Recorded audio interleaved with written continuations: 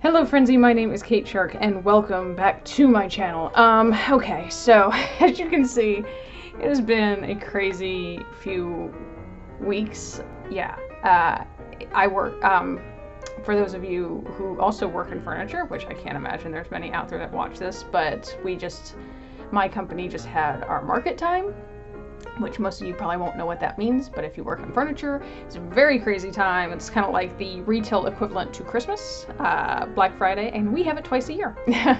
So I have been spending the past week driving back and forth to our showroom, which from our corporate office, which is about an hour and a half drive one way, and I've just spent the last 7 days doing that nonstop, which has been a lot of fun.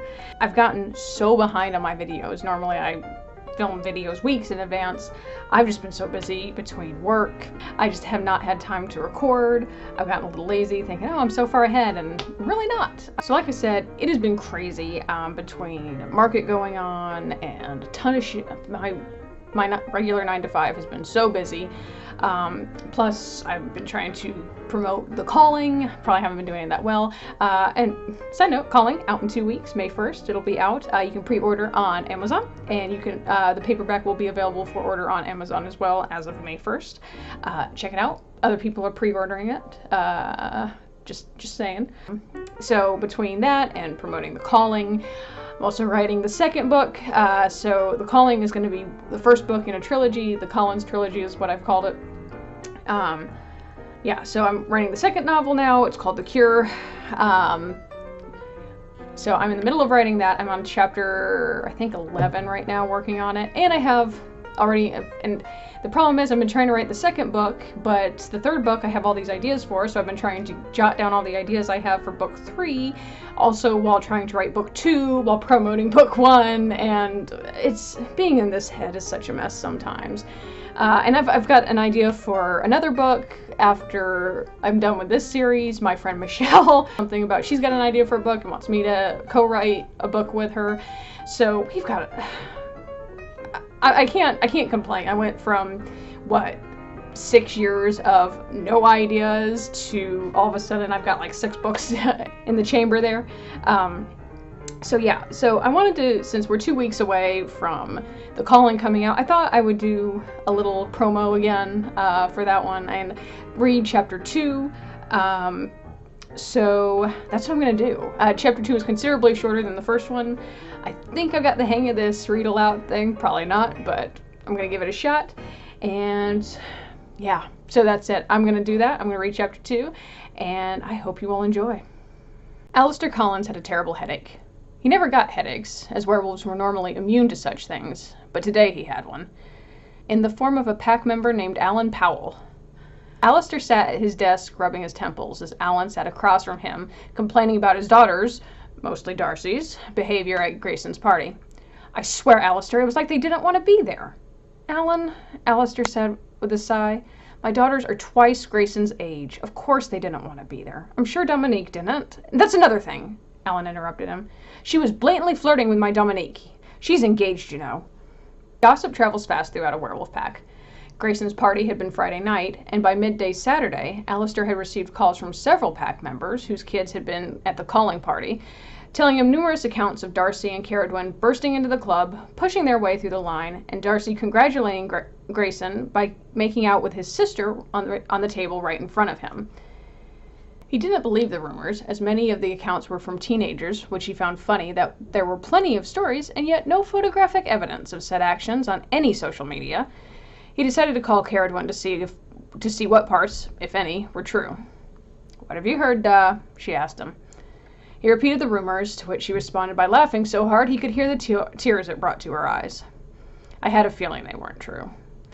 We waited in line to get into the club, Caradwyn explained. Once we got inside, there was a huge receiving line, so we had a drink while waiting.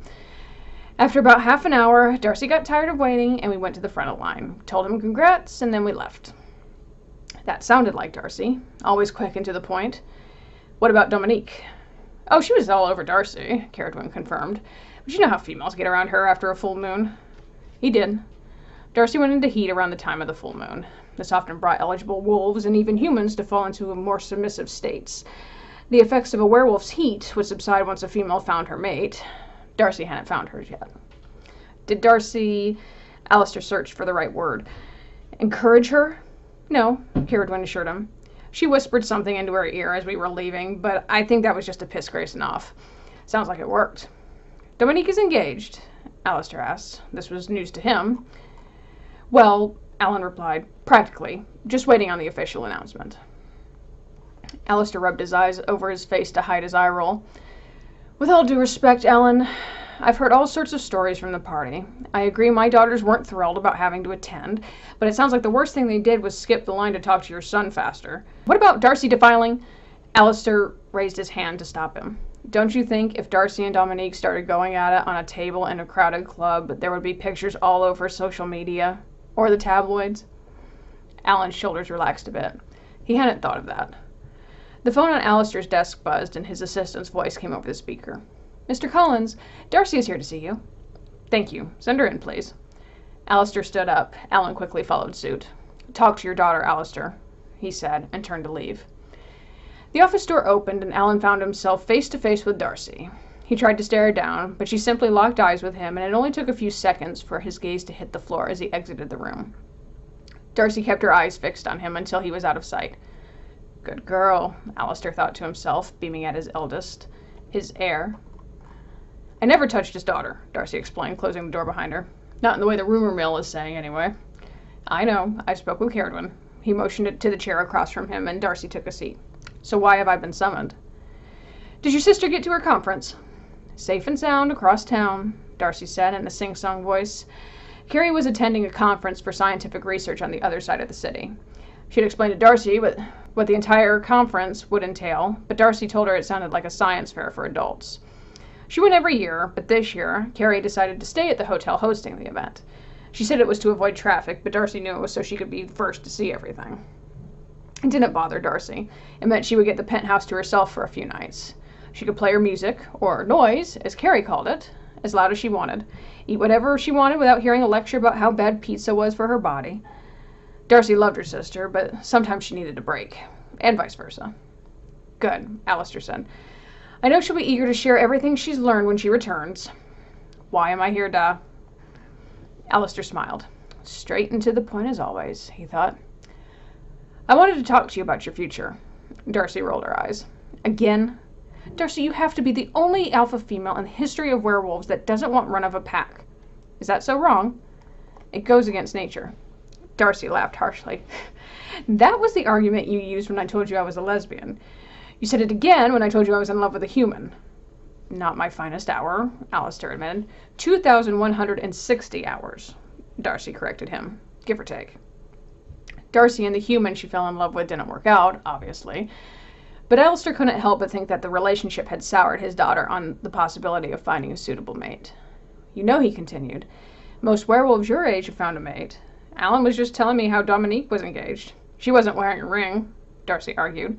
She was many things, but she was loyal to a T. If she had seen a ring when Dominique was flirting with her, she never would have entertained the thoughts that she had had that night. About to be, anyway, Alistair explained. Darcy snorted. I'm merely suggesting maybe you would be more open to taking over if you found an appropriate mate. Have you given Carrie this speech as well? No, her father admitted. He didn't worry about Caradwin finding a mate. She was a planner and had a plan to settle down eventually, but for now she was dedicated to her job. Darcy, on the other hand, would fight her destiny tooth and nail.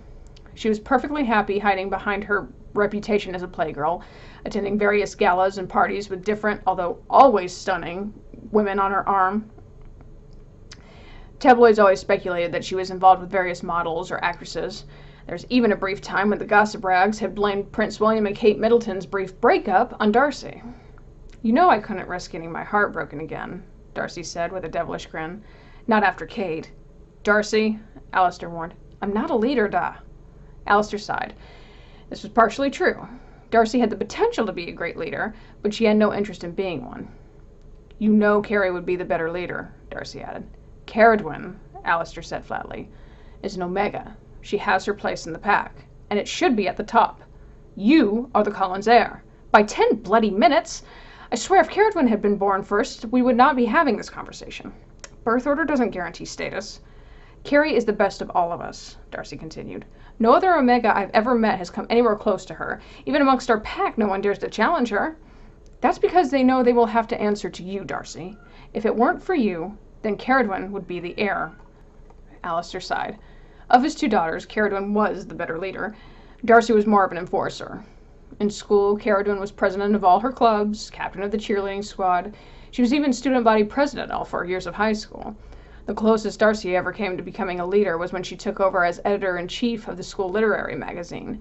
Even then, she had very minimal responsibility. If an Omega, Alistair continued, even as one as great as your sister, took over the pack, it would result in anarchy. There would be challenges. She would be killed. I would fight for her, Darcy countered. You can't protect her forever. One too many challenges, or you get hurt badly enough? Alistair's voice trailed off at the thought. Eventually she will have to fight for herself, and she can't win. I don't lose, Darcy said coldly. And Carrie is far more powerful than you give her credit for. I know how powerful she is. The Omega argument won't work forever, Da. Hell, if Donald Trump can become the president, then an Omega can lead a pack. Alistair laughed. He didn't mean to, but Darcy's words had hit him just right. She always could break his stoic demeanor. He finally calmed himself enough to ask his daughter, You've seen the chaos he's caused, right? Yes, Darcy said, giving her father a smile. Every time I see the news, I bid a thank you to our ancestors for picking Toronto over New York. Alright, so like I said, that chapter was considerably shorter than the first one, but I hope you all enjoyed. So thank you all so much for watching this video. Be sure to chomp down on that like button if you did like it. Leave a comment down below. Let me know what you thought about, what you think about this series, if you're excited about it, maybe not, I don't know. Let me know. And be sure to subscribe to this channel to see other videos that I've done. I will see you all for the next one.